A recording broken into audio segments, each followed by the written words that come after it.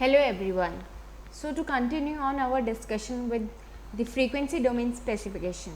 So what we had seen last time were very few basic things. That's okay. Why this analysis is important for us? The first part is that, well, I can see how my system behave at different frequency signals, right? This will also help me, as we saw, in terms of sensitivity of my system, sensitivity to disturbances, sensitivity to noise, and so on. And these signals occur at different frequencies. We also saw that if the input to the linear time invariant system is a sinusoidal signal, the output is also sinusoidal signal. The only difference would be the magnitude would change, and the change in magnitude would depend upon what is sitting inside my transfer function.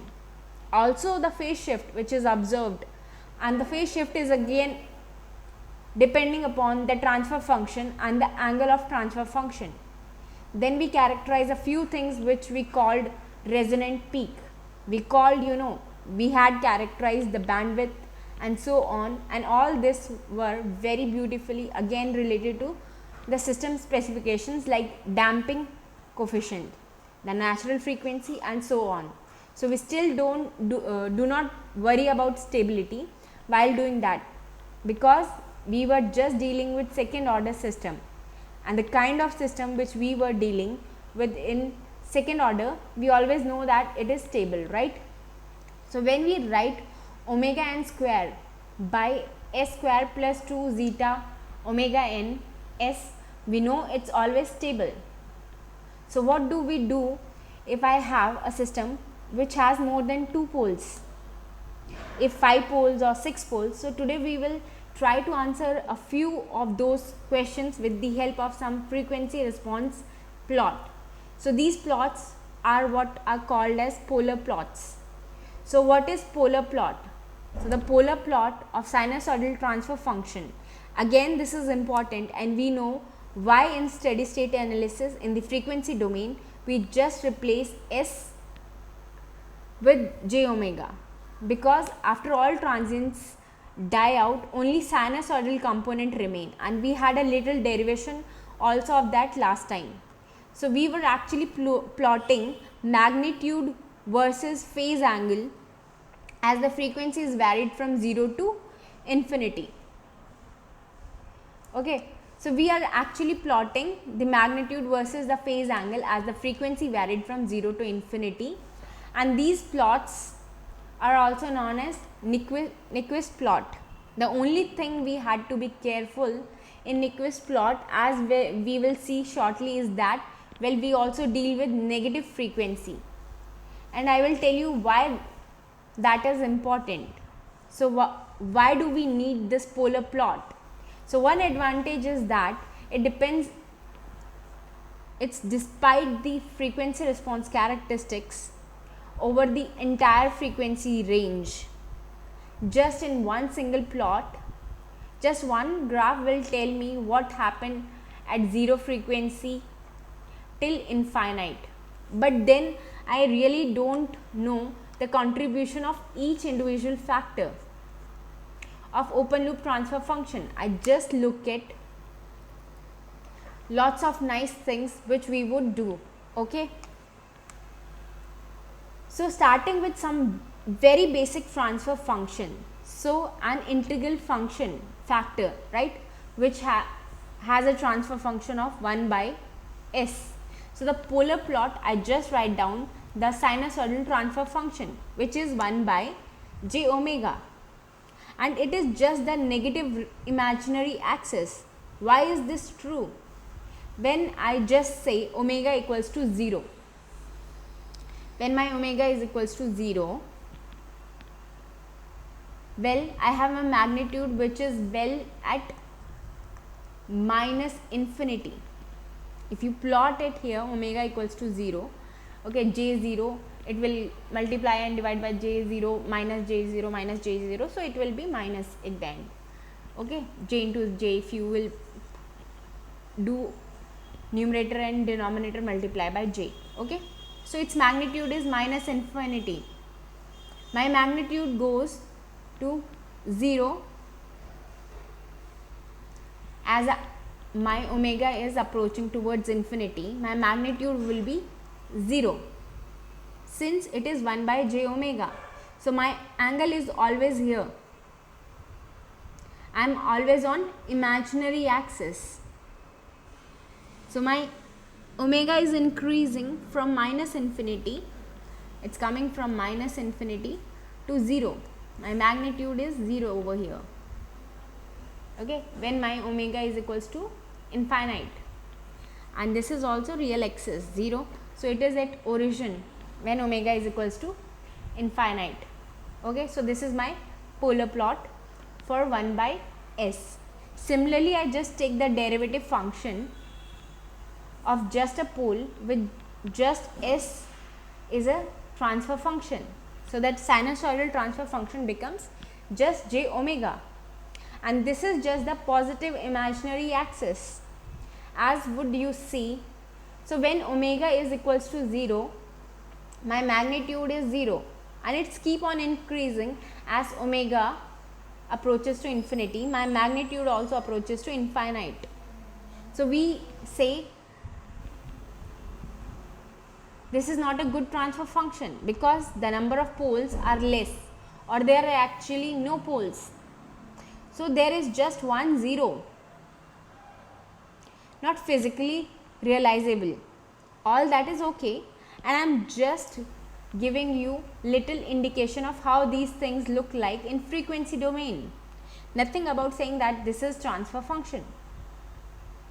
So there I don't even call it transfer function, if you will see.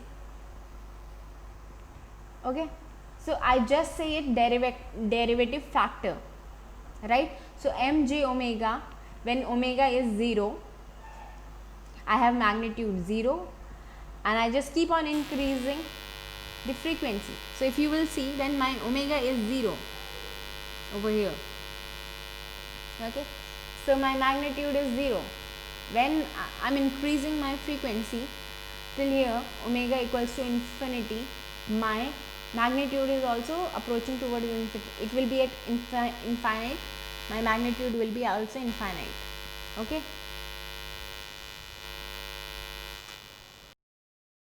Actually, this omega equals to 0 should be here. I just corrected it. Okay, so it's from omega equals to 0 till omega equals to infinity. Okay. Next, I can realize this system. So what this system is? It is just a simple RC circuit. I can just draw a little circuit for it, just for us to make a little sense. So I have an R element. We have done this while we were driving basic transfer function. So I have R, I have C, I have input voltage here, there is output voltage. So I will not drive a transfer function, but I will assume that you know this. So I will just directly write down sinusoidal transfer function, not even the overall transfer function. Okay, so this is mj omega equals to 1 by 1 plus j omega t, and t is my time constant, which is RC. Now again I am interested in how this guy, this complex number, right, this is complex number, right? So it will have a magnitude and a phase or a phasor. So this guy will move or change as the frequency omega goes from 0 to infinity. Okay, so this guy will change. So this guy I can write down in terms of magnitude. So this is its magnitude, 1 by under root 1 plus omega square t square, and the angle would be minus tan inverse omega t. Okay, so this is called as magnitude and a phase phi, the angle phi. So let's observe what happened first is when omega equals to 0. Okay, so I will just clear it once. So what will happen when omega equals to 0? So this is just a DC signal. So when omega is 0, magnitude will be, I just omit the mod symbol. This will be, I am not writing here mod, but it's the magnitude. Okay. So this will become 0 and under root of 1 is 1. So its magnitude will be 1. Okay. And its phase, if I put the value of omega equals to 0 over here, it's minus tan inverse 0, which is at phi 0, right? So I just put omega equals to 0. This is also 0. It's obvious. Okay. So at omega equals to 0, I have a phasor of 0 and a magnitude of 1. So it's written over here, magnitude 1, phasor 0. So my horizontal axis, so at my horizontal axis at 1 magnitude, okay, it's mean what? 0 angle, if I see, it is like this is 0, this is minus 9, positive 90, this is minus 90, this is 180 as well as minus 180. Okay, this is anti-clockwise, this is clockwise, if you will see. Okay, so this is 0 and at 0 angle it is having a magnitude of 1. So at magnitude of 1, I have my omega equals to 0. Okay. Therefore, this will be my omega equals to 0. So this will be the entire thing when omega equals to 0. Now let's do another extreme. What happens when omega goes to infinite? Okay. As omega goes to infinite, what would happen to magnitude? Magnitude goes to 0 and my phase angle will be minus 90 degree. That is minus tan inverse of 1 by infinite. Okay. So that is minus pi by 2. So we are looking at phasor which I want to plot is 0 and minus 90 degree. So at minus 90 degree, so in over here its magnitude is 0, and from which side it will be coming? It will be coming from minus 90. My polar plot will be coming from which direction? It is coming from minus 90 direction. Over here it is at 0 angle. Okay, over here it's coming from minus 90 direction. Okay.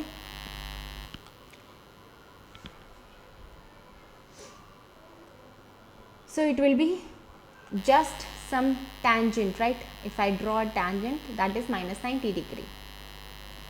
Okay. So the third is what will happen when omega is equals to 1 by t.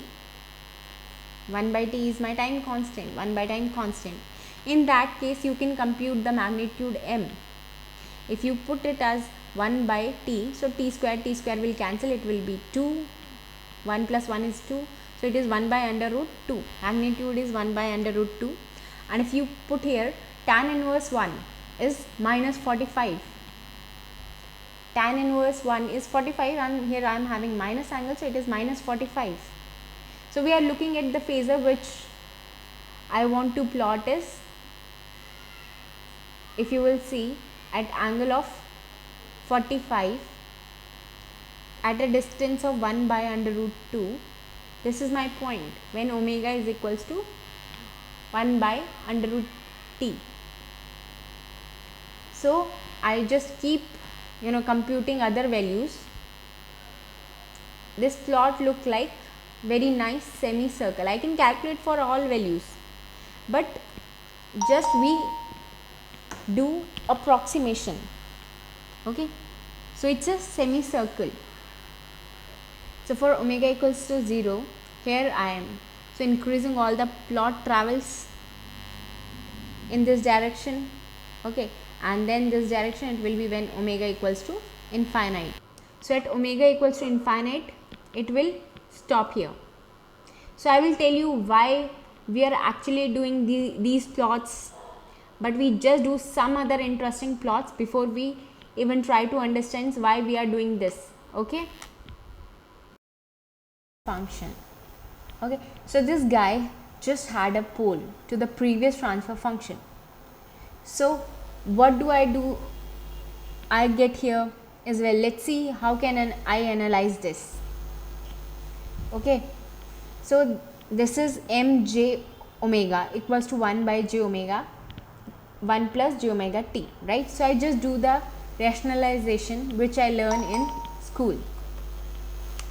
Okay, so I just multiply and divide by 1 minus j omega t, 1 minus j omega t. Similarly for this guy, I will multiply numerator with j and denominator with j. Okay, so that is how I get this rid of this j. Okay, so the denominator, in the denominator, so while doing this I just get this one, right? If I split in real and imaginary parts, I will have real part as minus t by 1 plus omega square t square minus j 1 by omega 1 plus omega square t square. Okay, so this is my real part, this is my imaginary part. So I just do the computation and I just say, well, what happened first when omega is equals to 0. So when omega is equals to 0, my magnitude will become this. If this is 0, my magnitude will be minus t, and again if this is all 0, so my magnitude is infinite. Okay, so I have a complex number which look like minus t minus j infinite. So what I am interested in, how can I write this as a phasor, right? So I can write this as a phasor in terms of its magnitude and the angle. So let's look at it carefully, right? So the magnitude of, if I have a complex number, it will be like a square plus b square. Okay, if my complex number is a plus jb. So it's look at this closely. So the magnitude is actually, if it's one term is infinite, it's actually approaching to infinite. Similarly, the angle is tan inverse b by a, and b is my infinite. Okay, so complex part over real part, so it is infinite by t, so this would be minus 90. Okay, so next thing is when omega approaches infinite. When omega approaches infinite, this guy will become 0, and this guy will also become 0. So it will be minus 0 minus j 0. So this look like a phasor of 0. It will have a phasor of 0. So its angle is 0 by 0. Okay, so it will be minus 180 degree. So at omega equals to 0, I am somewhere here. If you will see at omega equals to 0, I am at infinite, somewhere at infinity. And when omega is approaching to infinite, I am at origin, my real and imaginary, I am at origin point. Okay, so I can just plot that because I will never reach omega equals to 0. So what happened is, well, I have a magnitude in a real part. So I can just split into real part and imaginary part. Okay, and just give this, just look at the complex number over here. So the real part has a value of t. Okay, so this is t.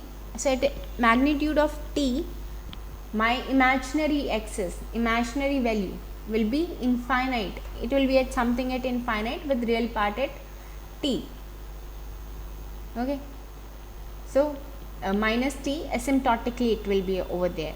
So this is the phasor minus t minus j omega, and at infinite I am at this this one. I'm just asymptotically touch this line, right? I'm just asymptotically touching this line where my magnitude is minus t, and imaginary part goes to infinite when omega equals to infinite. Okay, then I come back to origin over here, somewhere here, right? So I'm entering from an angle of minus 180 degree side. So again it's something like this is minus 180 degrees, so I'm just coming something like this. Okay, it's something like this, my plot. This is 0, this is 90 degree. So that's how it's look like from as omega is increasing. Okay, so these are just two things, omega equals to 0 and omega equals to infinite. So it is to understand from here, right? So we just write down this explicitly as real part and imaginary part and compute these guys. Okay, next thing, what happen if I have two poles, that is 1 by 1 plus j omega t1 and 1 plus j omega t2. And just be careful when you do these kind of polar plots, is that your transfer function should always be in time domain, time constant form, and not like s plus 1, but something like j omega t1 plus 1. That should be very easy to derive, right? So we are not going into derivation of those things. Okay, so my mj omega is this one with two poles. So this guy has a magnitude, this guy has a magnitude, this guy has a magnitude, and it is just the magnitude of times the magnitude of this one, first one and second one. Okay, and the angle would be again minus tan inverse first phi value, angle of first pole, and then angle of second pole. Okay, so now I again do all I can do the rationalization, and all I can write down is a real and imaginary part, and it would look something like this. Okay, so this is my real part of my transfer function, this is real, this is imaginary part. So let's do all the steps again. So first, what happened when omega is equals to 0? So when omega is equals to 0, I just get the magnitude as 1, because this is 0, this is 0, and so my magnitude is 1, and angle is again 0, this is 0, this is 0, so my angle is 0. Okay, so I'm just looking at the phasor 1, angle 0, right? So this one, right, at omega equals to 0, it will be just here, just this point, not the horizontal axis, right? I'm just interested in this point, therefore this line is not entirely blue, only this point is there. Okay, so second, what happened when omega tends to infinity? Well, when omega tends to infinity, what I can see is that, well, this part will be, this is infinite, this is infinite, 1 by infinite is, my magnitude is approaching towards 0, naturally goes to 0. And then my angle is, this will be minus 90 degree, this will be minus 90 degree, so my angle is minus 180 degree.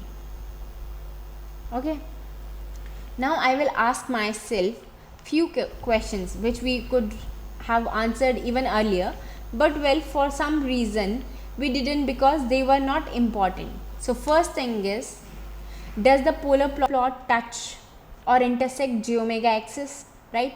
So this is a valid question to ask. So just say there is some point here which it touches at this point. So my when I'm touching imaginary axis, my real part will goes to 0.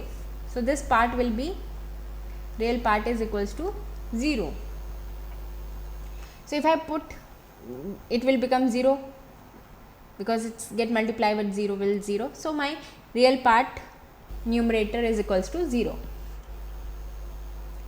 So looks at this expression, right? So does the real part goes to 0 for any value of frequency?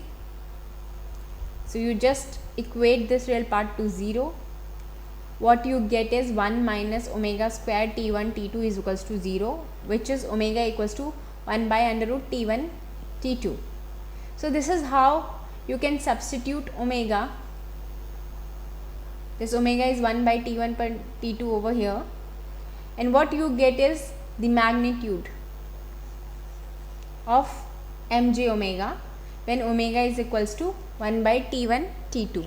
So simply when you put this in real part, it will be 0, because for that you are calculating, and my imaginary part will be this value. This would be just easily obtained by substituting the magnitude expression for magnitude that is marked here. Okay. So this is omega equals to 1 by under root T1 T2, and this magnitude here is this much. This magnitude is under root T1 T2 by T1 plus T2. So this is the value of the point when my omega equals to 1 by under root T1 T2, and the value of my imaginary axis at that point when it is intersecting my imaginary axis. Okay, so again, as omega goes to infinite, you reach the origin. So you arrive at, from which side you are arriving. You are arriving from 180 degree to this point. So again the same steps, look at the magnitude, look at the phasor, just compute simply what happened at omega equals to 0, omega equals to infinite. Just take the polar plot touches the j omega axis. You could also check, why don't we, you may also say, why don't we see the intersection of real axis somewhere here or here? That's you could just check by computing or evaluating the imaginary part at 0, and you will get the solution that it only touches this guy.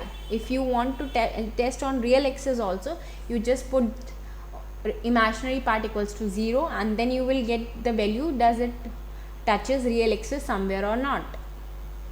Okay, so you will get this solution that it will only touches this guy when omega equals to 1 by under root T1 T2. So it touches here at omega equals to infinite, here omega equals to 0. That you can just check from the textbook. Okay. So the next thing is, so what if I add a polar j origin to my previous transfer function? So how does this go? So this is just the previous guy to which I just added this j omega, one pole. So let's do some simple computation before when omega equals to 0. So I can easily see that magnitude will be 1 by omega, magnitude of this term, my angle will be minus 90, tan inverse. Okay. So now I will do the computation when omega is equals to 0. So when my omega is equals to 0, this term is 0. So my magnitude will be infinite, and angle will be, this is 0, so it will be minus 90 degree, which is similar to the we had in second example. Okay, right? So the magnitude becomes infinite and angle become minus 90 degree. So this one you can see, if you will just see here,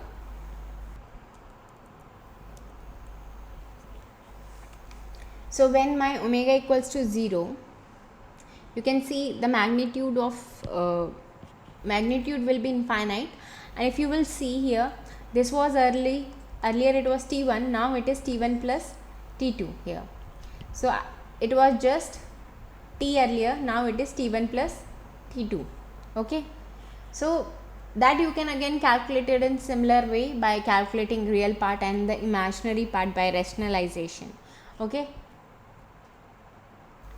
so now what happened when to this plot when omega goes to infinite? When omega goes to infinite, my magnitude goes to 0. And what is the angle contribution when omega goes to 0 is, well, it just be, if this is infinite, this is infinite, this is minus 90 degree, this would be minus 90 degree, this would be minus 90 degree, so it will be minus 270 degree. Therefore we can write it as 90 degree. Okay, so therefore you can see everything is infinite, right? So this is tan inverse infinite, this is tan inverse infinite. Okay, and well, because of these negative signs, this is minus 270, and even you can say positive 90. So this is what happens here, right? So I can see now, does this intersect at real axis? So this can be obtained by setting my imaginary part. This you can again calculate it by rationalization. So my imaginary part I am putting equals to 0, and I will just keep those expressions, right? So we can easily just do this, right? So this magnitude, what you do is you just put it, this will be 0. So when you will calculate it, will omega value is 1 by again under root T1 by T2. Okay, I just added here 1 by j omega, so you can just see, right? So I just added 1 by j omega, so it is just coming over here in the imaginary part. It will become imaginary because of this. Okay, earlier it was real part. Okay, so now when you are putting, you will get the value of omega equals to 1 by under root T1 by 2. Now put the value of omega in real part and you will get the value of intersection of that polar plot on real axis. So we will just plot it. So we will just plot, it is coming at, if you will just remember, this is origin when omega equals to infinite. When my omega is equals to infinite, it is at origin, it is coming, this is my real, so this, it is something like this, this is negative 270 degree. So my plot is coming like something like from that side, it's entering on origin, and it's coming from, if you will see, angle was, what was my angle? It was minus 90 degree. So from that direction it is coming and it is entering over. So this is value when omega equals to infinite, and this is when omega equals to 0. Okay, and then intersection at real axis when omega is equals to under root T1 by T2, it will intersect, and this value you can again calculate by putting omega in real part. So you will get this value of this distance. Okay, so that's all for polar plots. Thank you for today's lecture.